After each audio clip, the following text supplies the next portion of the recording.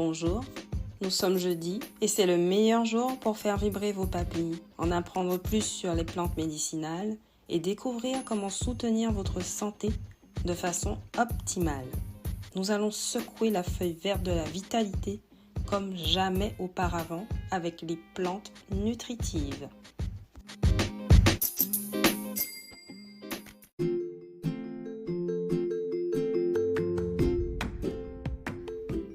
Je suis Sarah, votre herboriste, et je vous souhaite bienvenue dans votre rendez-vous bien-être naturel. Je suis là pour vous aider à cultiver votre vitalité et votre équilibre grâce à la puissance de la nature. Préparez-vous à découvrir comment les plantes médicinales peuvent transformer votre vie et à vous épanouir naturellement avec moi.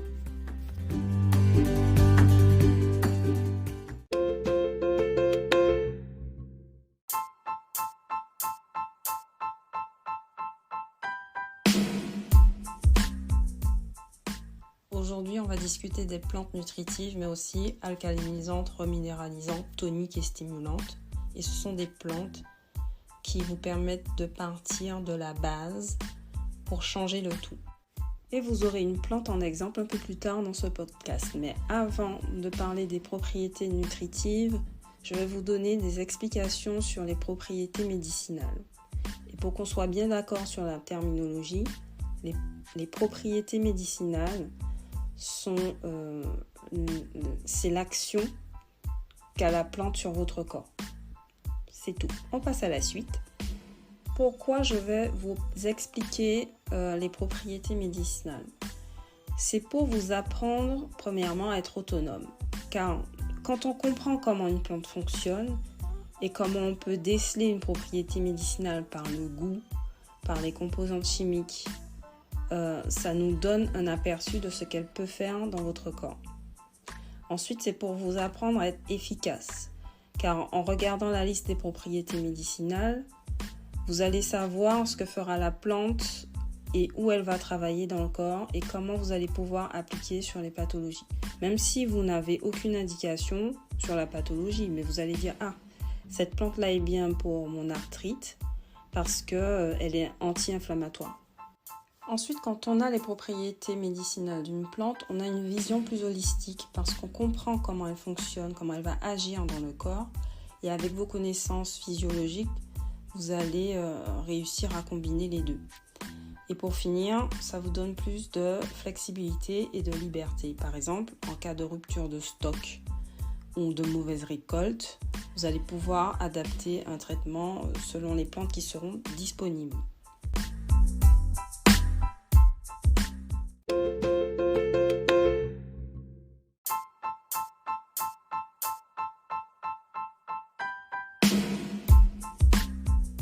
Une propriété médicinale peut être à cause d'un seul constituant de la plante. Par exemple, si on sait qu'une plante contient des salicylates, elle va avoir un effet analgésique. Ça peut être également grâce à un groupe de constituants et on le sait souvent après avoir fait des études dessus. Ou alors, il y a plusieurs composants qui auront une action grâce à la synergie des constituants de la plante. Par exemple, l'aubépine est un grand tonique cardiaque et ce qu'on sait, c'est que c'est la synergie de ces constituants qui lui confère cette propriété. Et ensuite, il y a les constituants qui sont non répertoriés.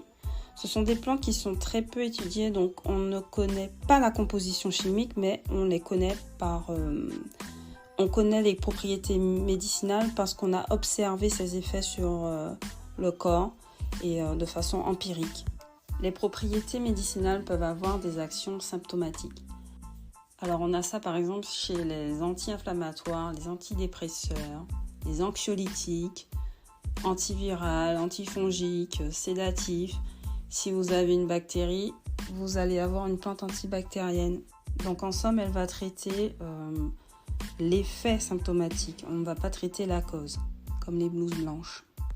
Mais il y a des propriétés médicinales qui sont également régulatrices et ces plantes vont avoir une action globale, comme les toniques, les nutritives, les plantes amères, les plantes stimulantes, les plantes adaptogènes. Elles vont avoir une action globale sur le système endocrinien, par exemple, la régulation nerveuse. Et les plantes altératives vont agir globalement elles vont avoir une action sur vos cellules. Les plantes émollientes et astringentes vont agir sur vos muqueuses. Mais il faut comprendre par là que c'est les muqueuses de tout votre corps.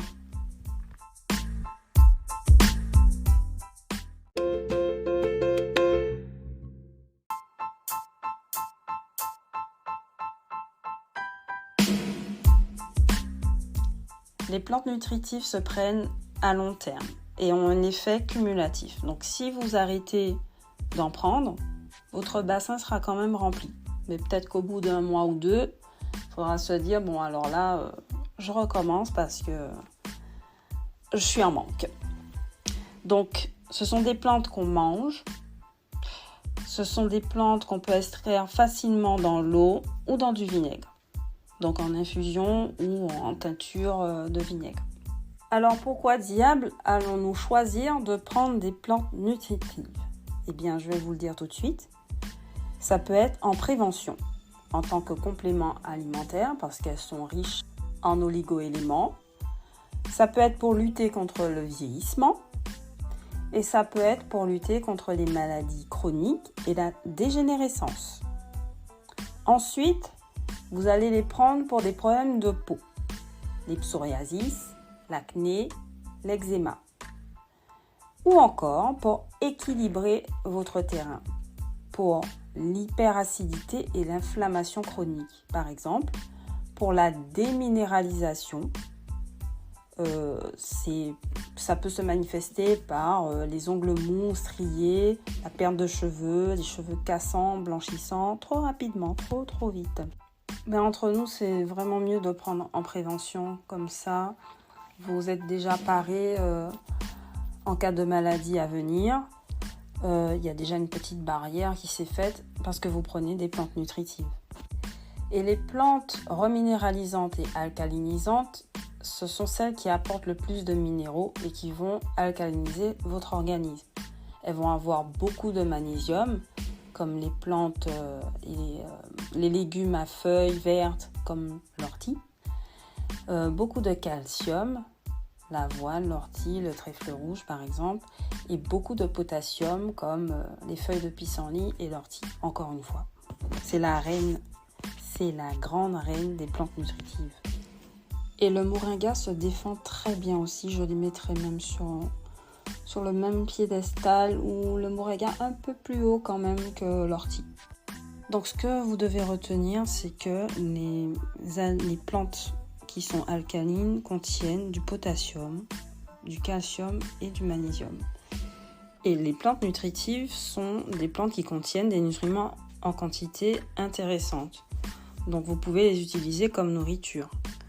La bardane, par exemple, au Japon, elle est utilisée comme aliment. Donc les plantes alcalinisantes sont nutritives, mais les plantes nutritives ne sont pas forcément toutes alcalinisantes.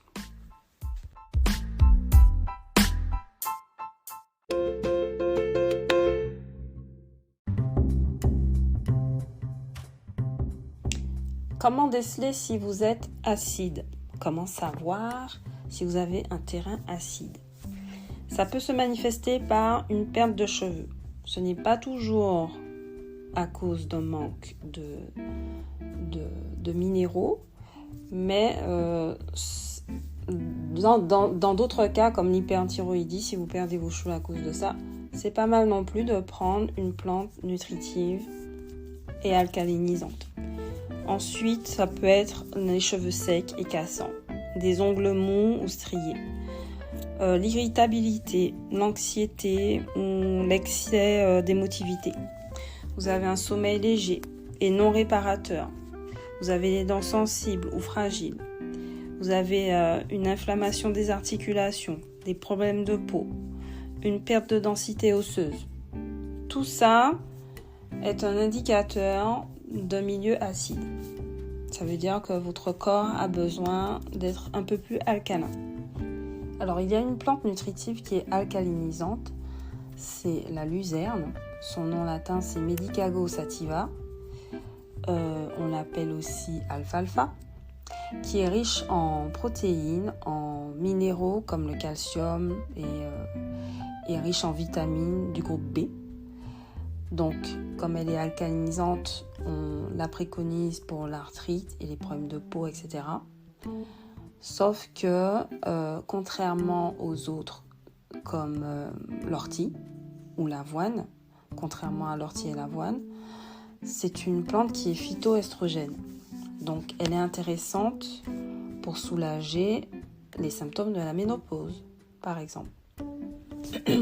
Donc, si vous avez l'intention de prendre une plante nutritive et que vous êtes jeune et que vous n'avez pas forcément de problème au niveau reproduction, etc., je ne vais pas m'étendre sur cette plante parce que je vais aborder le sujet après. Si vous devez choisir entre l'ortie et celle-là, ce sera l'ortie. Mais si vous êtes à l'âge d'être déjà ménopausé, si vous avez des bouffées de chaleur, etc., elle va vous soulager au niveau des symptômes. C'est tout ce que j'avais à dire. On passe à la suite. Et alors, vous allez me demander peut-être à quoi s'attendre lorsque vous allez prendre des plantes reminéralisantes. Eh bien, vous allez avoir de beaux cheveux, vous allez vous sentir énergisé, vous allez être plus calme, plus serein, vous allez avoir un squelette plus solide. Tout le contraire de ce qu'on a dit tout à l'heure qui nous posait problème. Moi, ce que j'aimerais, c'est que vous essayiez pendant 1 mois une plante reminéralisante et que vous notiez les effets et que vous venez me dire ce que ça a eu comme effet sur vous de prendre cette plante pendant 1 mois ou 2. Et au début, j'ai parlé des toniques et des stimulantes, mais ce ne sera pas pour aujourd'hui. Ce sera pour une autre fois. Donc là, je vais vous présenter l'ortie piquante.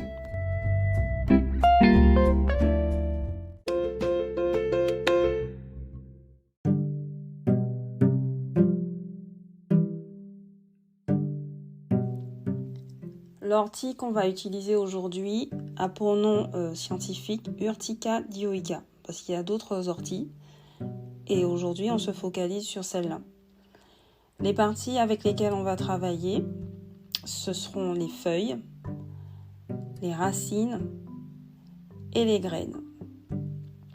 Les feuilles sont récoltées avant la floraison, sinon c'est trop irritant.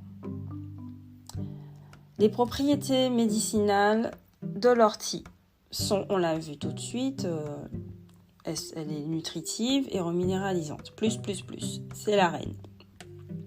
Elle favorise l'excrétion d'acide urique et elle est diurétique, du coup. C'est un tropho-restaurateur rénal quand on utilise les graines. C'est un antihistaminique quand on utilise les feuilles fraîches. C'est un astringent légèrement hémostatique. C'est une plante glycémiorégulatrice, galactogogue, harmonisatrice endocrinienne, antioxydante et tonique urinaire. Alors les indications pour prendre ma plante sont longues. Je vais essayer d'être brève, mais pour répéter ce qu'on a dit plus tôt un peu, l'ortie est un tonique général. Elle va redonner force et courage et vitalité. Elle va stimuler votre métabolisme et c'est une grande alliée qui va revitaliser tout votre corps. Elle va remonter le moral, elle va donner de l'énergie. Elle peut être prise sur une longue période. Il y a des gens qui la prennent pendant 3 ans sans s'arrêter. Et ensuite, votre corps vous parle et vous dit « c'est bon, on fait une petite pause parce que ça suffit maintenant. Hein, et on va reprendre plus tard si tu veux, mais là j'ai besoin d'une pause. » Il faut écouter son corps. Parfois, quand vous avez... votre corps ne va pas vous dire « j'ai besoin de bêta-carotène, s'il te plaît ».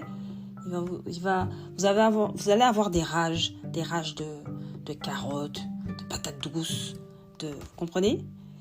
Et là, il faut comprendre qu'on vous envoie un message, votre corps vous dit « j'ai besoin de ça, c'est pour ça que je te fais manger tout ça. » Voilà. Donc,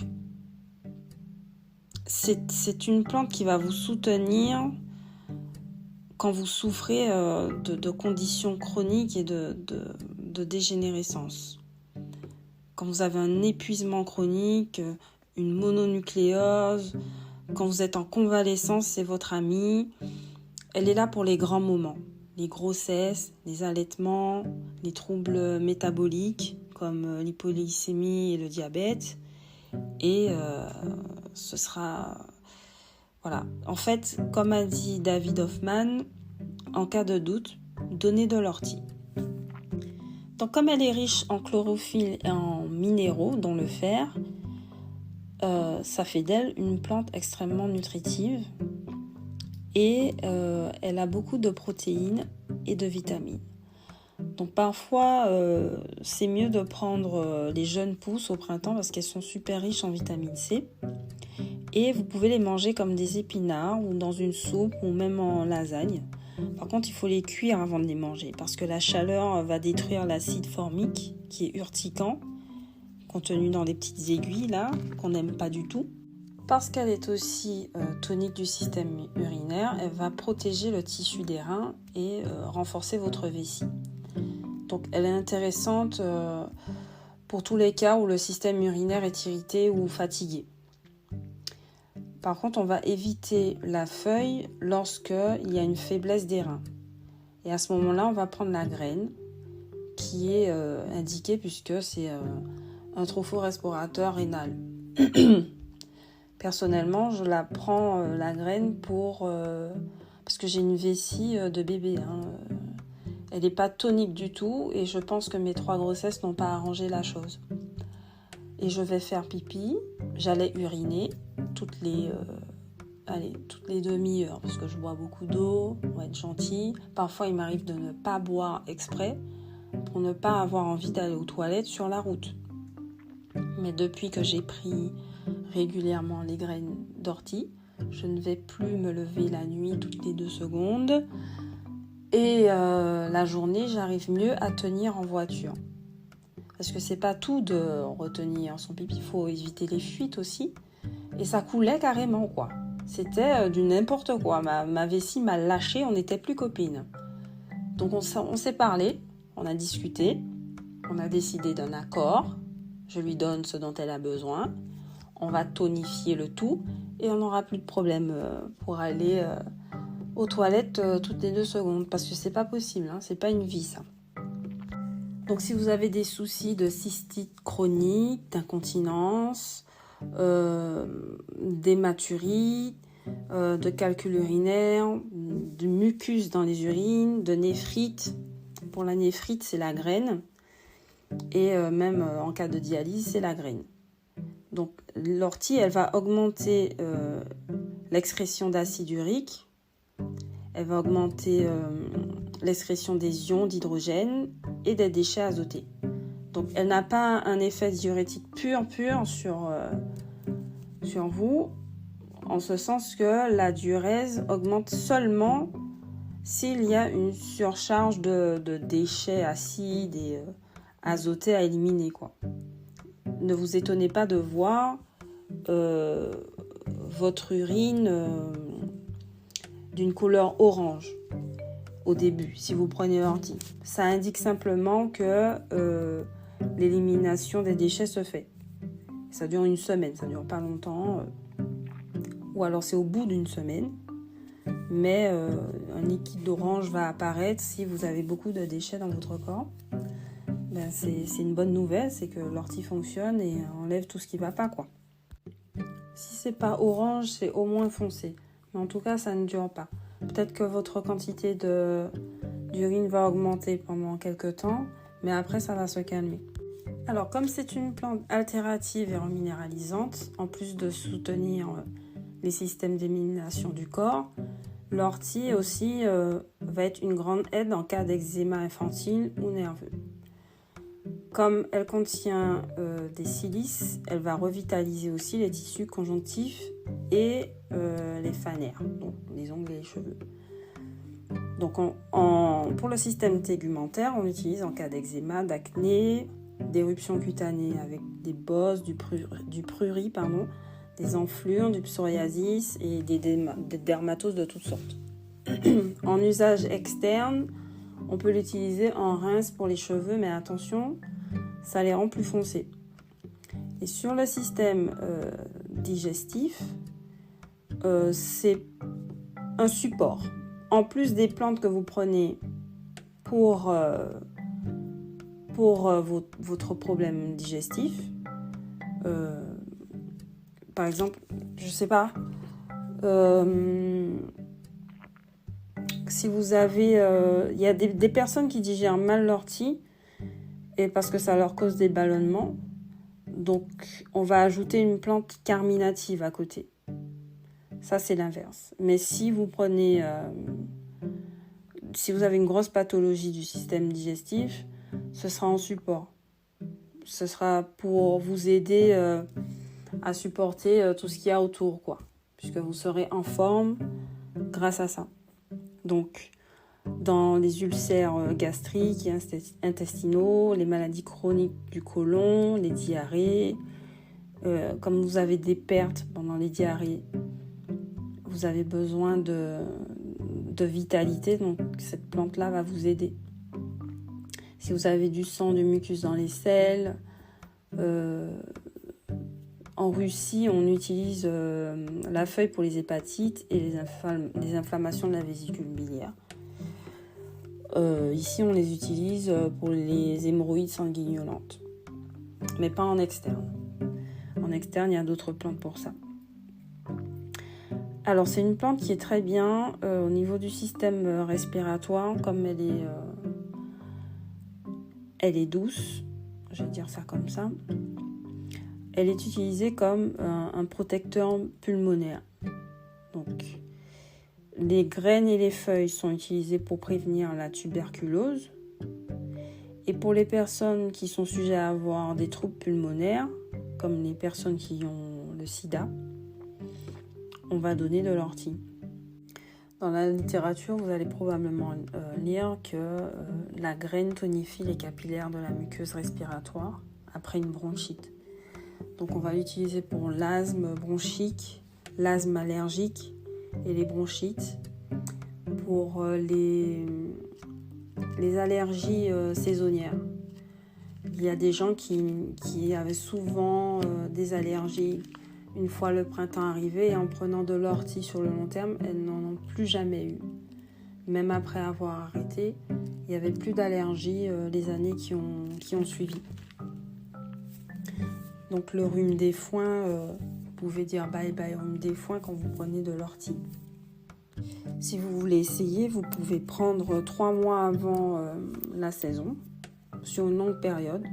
Il faut un minimum de 3 mois qui précède la saison des allergies. Et ça peut être suffisant pour transformer le terrain allergique une fois pour toutes. Vous pouvez aussi la prendre en cas de crise, pour calmer une crise de rhume des foins, en teinture. Ça c'est vraiment... si vous ne voulez pas prendre la tisane et si vous avez une crise aiguë, c'est en teinture. En prévention, c'est la plante et sur le long terme. Et il faut continuer dans les deux cas. Elle va agir sur votre système endocrinien. Elle va être utilisée pour tout dérèglement endocrinien.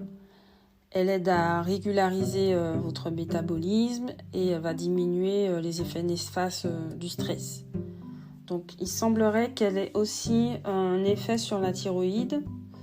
C'est très peu documenté, mais plusieurs herboristes voient net une amélioration dans les troubles thyroïdiens lorsque l'ortie est prise en combinaison avec d'autres plantes plus spécifiques comme l'ashwagandha ou le lycope. En ce qui concerne le système reproducteur, alors il y a mieux, mais elle fait quand même son travail. Si vous prenez sur le long terme, la feuille d'ortie en infusion va diminuer la rétention d'eau et soulager les seins qui sont endoloris.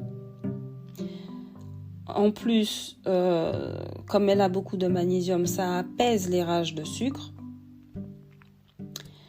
l'hypoglycémie et l'irritabilité associée au syndrome prémenstruel. Mais ça, c'est une autre histoire.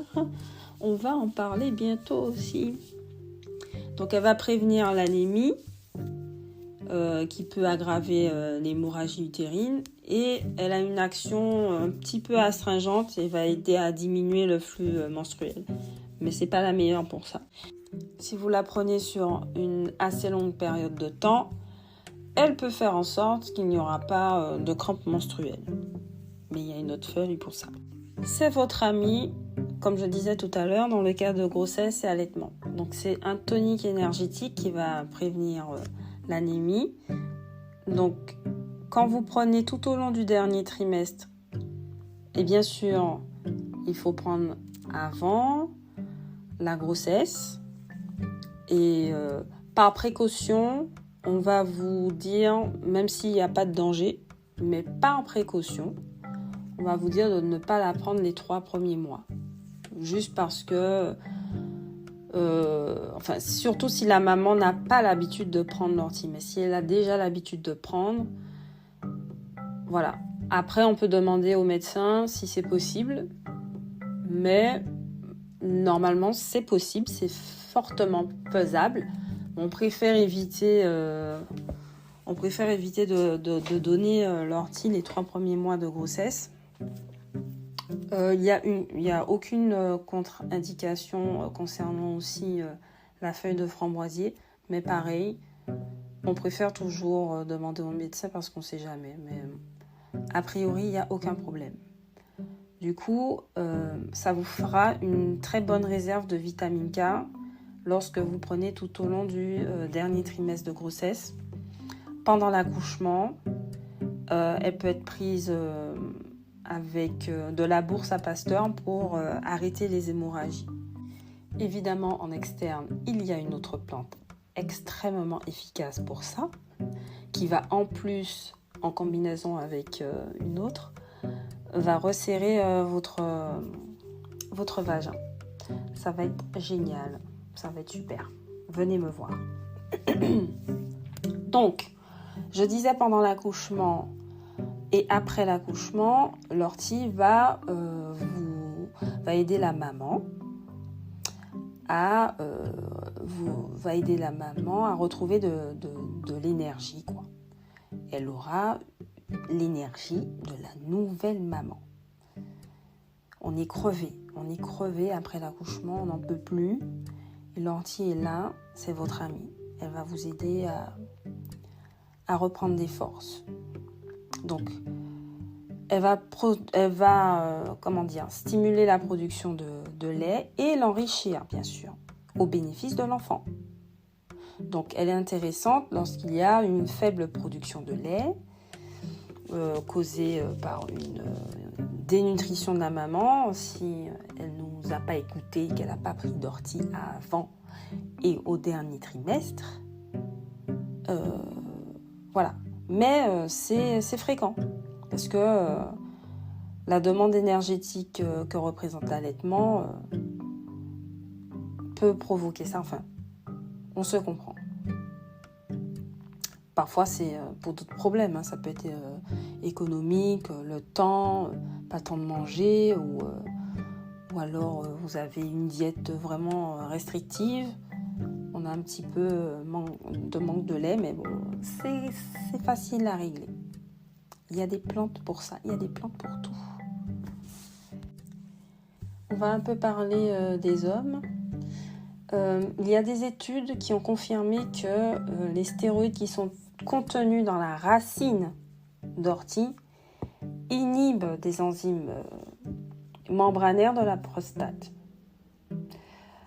Alors, on ne va pas rentrer dans les super noms scientifiques, mais il y a deux phénomènes qui sont impliqués dans l'hyperplasie de la prostate. Et c'est ça, c'est les enzymes membranaires et aussi les lignanes, comment on appelle ça ? Le Sex Hormone Binding Globulin, SHBG. Ces deux facteurs-là, ces deux phénomènes-là sont impliqués dans l'hyperplasie de la prostate. Et dans ce cas-là, c'est la racine d'ortie qui est utilisée. Pour les hommes qui ont une hypertrophie de la prostate, il y a des études qui ont montré que la racine d'ortie pouvait réduire de 70% le volume initial de la prostate. Donc l'ortie diminue aussi les quantités d'urine résiduelle chez eux. On va l'utiliser donc, on l'a déjà dit, pour l'anémie, les hémorragies. Le jus frais d'ortie est efficace pour arrêter les saignements de nez, mais pas autant que l'achillée millefeuille. Je dirais même, ouais non, pas du tout. C'est vraiment pour les toutes petites hémorragies, quoi, parce qu'elle est astringente, mais pas tant que ça. Elle contient des acides galliques, et du coup, c'est ça qui fait d'elle une plante astringente. Mais c'est pas la meilleure, c'est pas la championne des plantes astringentes. Alors, en ce qui concerne les cancers, ce n'est pas non plus la championne, mais en Allemagne, récemment, les racines ont été utilisées pour le cancer de la prostate, et ça a fait son effet. Voilà, donc il reste sur le système cardiovasculaire, mais c'est pas la championne non plus. Elle va agir sur votre hypertension, sur l'insuffisance veineuse, mais c'est vraiment en cumulatif, quoi. C'est pas magique. Les plantes sont pas magiques, c'est sur le long terme, pour tonifier en tout cas. Mais les plantes qui vont stimuler, c'est à court terme qu'on les prend. Alors, il y a plusieurs modes d'utilisation, plusieurs solvants et dosages.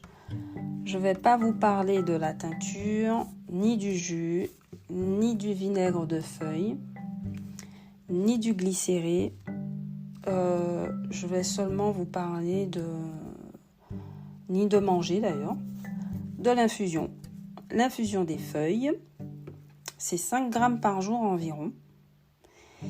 Et c'est une forme de transformation à privilégier pour l'ortie parce que l'eau extrait super bien les minéraux contenus dans l'ortie. Donc si vous la récoltez, vous récoltez les feuilles en début de saison avant que la plante commence à faire des fleurs et des graines. Parce qu'une fois que la plante fait des fleurs et des graines, la feuille devient irritante pour les reins. Donc, la racine sèche, c'est 3 à 6 grammes par jour. Les graines, c'est 3 fois par jour, mais dans du yaourt, dans du jus. Moi, je prends dans du jus, dans du lait végétal, etc. Je ne fais pas en tisane. C'est mieux de manger. C'est aussi efficace. Voilà. Maintenant, on va parler des contre-indications, des interactions et toxicité. Voilà. Oui, je dis voilà 2 fois. Bon. Alors, précautions et contre-indications d'abord. C'est une plante diurétique, donc attention. Il y a des études animales qui ont démontré que l'ortie peut modifier la régulation du glucose. Attention. En externe, l'ortie occasionne souvent une légère urticaire à cause de ses poils. Donc l'antidote, c'est le jus d'ortie, le jus d'impatience du Cap et de la feuille de patience crépue ou du jus de plantain. Je ne parle pas de la banane, je parle de la feuille de plantain, Plantago major. La réaction, elle est courte, elle est de courte durée, mais ça fait mal quand même. Donc, si vous avez ça sous la main, c'est bien aussi. Sinon, il faut patienter. Qu'est-ce que je mets, moi, quand je me pique à l'ortie ? Alors, parfois, je lave tout de suite et je mets de l'aloe vera. Si j'ai pas ça sous la main, je mets de l'huile essentielle de lavande ou de camomille allemande. Voilà. Et ça passe. Et certaines personnes mettent du vinaigre ou alors du plantain. Le plantain est un extirpant, mais on n'en a pas tous sous la main. Donc du plantain pour enlever, c'est pas mal. Mais je préfère des huiles essentielles, c'est plus rapide. Et quand je dis que c'est plus rapide, c'est juste que j'en ai sous la main. Voilà. Donc c'est ça en fait, les précautions. Attention, ça pique. Et les interactions avec les médicaments, il n'y en a aucune répertoriée. C'est safe. On l'utilise en agriculture, pour la petite histoire, numéro 1. Comme engrais. Alors, il faut mettre plusieurs feuilles et les tiges dans un gros baril rempli d'eau et brasser de temps en temps durant 3-4 jours.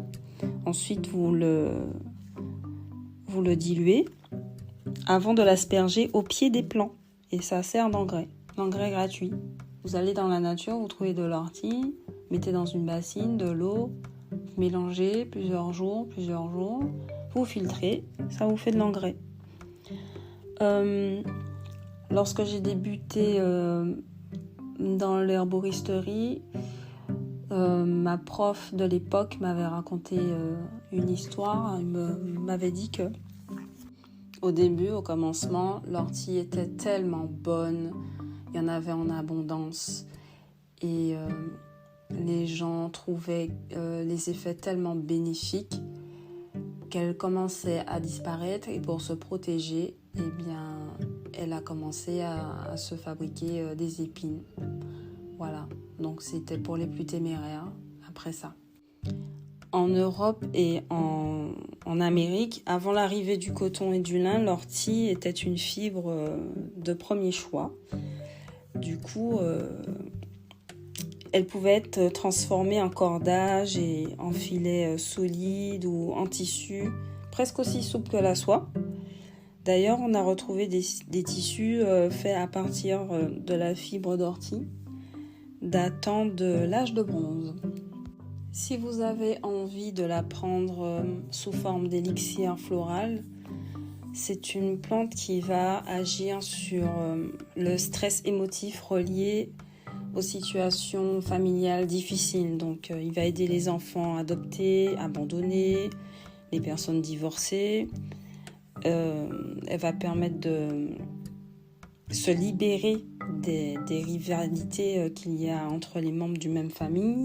Et l'effet de l'élixir se fait sentir physiquement au niveau des reins, des poumons et des nerfs. Donc l'élixir détend et dénoue les vieux liens douloureux. On peut l'appliquer aussi directement sur la peau pour soulager les dermatoses, puisque l'élixir aide à assimiler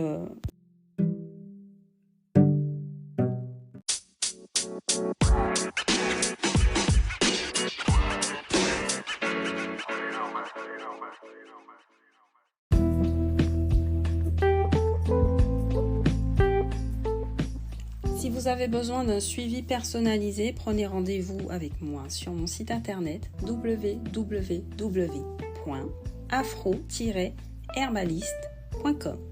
Si vous avez des doutes ou des questions sur le post du jour, laissez-moi un message vocal, j'y répondrai toujours.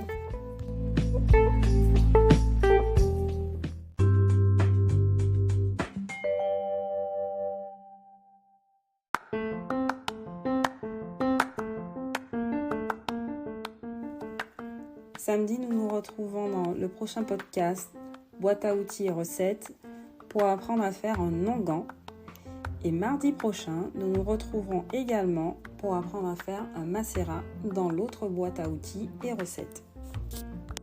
Et d'ici là, restez connectés pour connaître les plantes qui vous aideront dans des domaines tels que la fertilité ou la libido. Et n'oubliez pas que l'important, c'est d'écouter votre corps. Au tep, les amis.